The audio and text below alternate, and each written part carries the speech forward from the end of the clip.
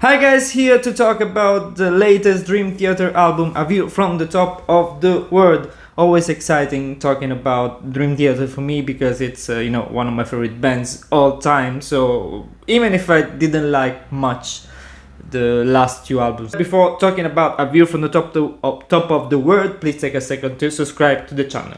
Regarding the album, where do I start from? So I start from a positive aspect that I said that I didn't like the last two albums. This one is better than last two albums, so that's said. About the formula, I noticed that is where is it? Train of Thought here is 7 songs for 70 minutes, so it's the same. Sound-wise, it's good. Maybe it's one of the best productions of Dream Theater in the last, maybe in total. It's a very good production, and the snip is in there. I'm totally satisfied about the sound, so the sound is approved, spot on to me. Talking about Labrie, I didn't like Labrie at all in the last record. This one, in this one is better, just because the atmospheres, and here I talk about the atmospheres too. The atmospheres are different. Even if John Petrucci said that the second single, Invisible Monster, was a representative of the album, but it kind of is. Distance Over Time was more technical and, heavy songs.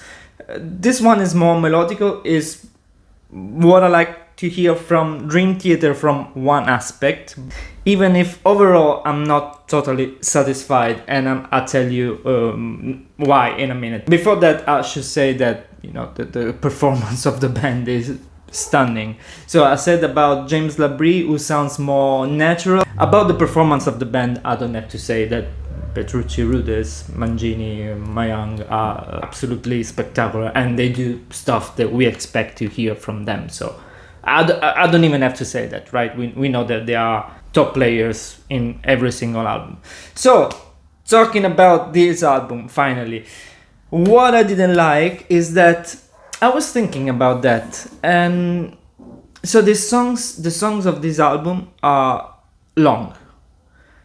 The difference between the old Dream Theater and the new Dream Theater, to me, that's my impression, but you let me know what you think, of course, this is my perception of the band, is that when there was an long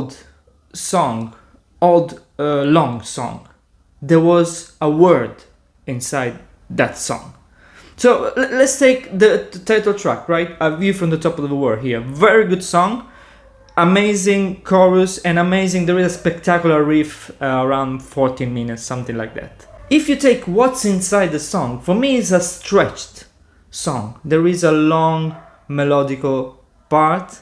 If you take, the old ones, even Octavarium, let's not talk about A Change of Season, those masterpieces, right? Octavarium was idea after idea. There was a concept behind the song. It was like a crescendo. For example, Octavarium was a crescendo, right? There was a big concept around the song. This song, and I'm not talking only about the song, I'm talking about the record in overall. It's like it's stretched to me. They're always good parts. They're always, amazing riffs, amazing piano parts. But to me, it sounds that 70 minutes for this one is too much. For example, A View from the Top of the World. Great chorus, great parts, single parts, but 20 minutes, I think it's too much overall. I don't see the song as a 20-minute song. So let's talk about this in other songs, like The Alien, it was the first single, which I didn't like much overall. It's almost 10 minutes of instrumental part and, only 2 small choruses. It was like a Liquid Tension experiment song more than a Dream Theater. That's what I found in general in lots of songs, like Awaken the Master, great chorus. Overall, 10 minutes for me is too much for this song. So I'm kind of in between, because I really like the atmosphere. I like James Labrie in this one, and I like the more melodical side of Dream Theater. On the other hand, I enjoy parts of the songs a lot, but often not the entire thing. Talking about single songs, like the Invisible Monster, the second single, which is a simple song, is 6 minutes. It's enough. There's no need to stretch it for another 3-4 minutes, if you know what I mean. Please, Answering the Call, great song, maybe my favorite of the album. Transcending Time. Transcending Time, there are parts that I really like the first minute and a half, then there are parts that I don't like at all, to be honest. Awaken the Master, as I said, great chorus, great song overall, too stretched.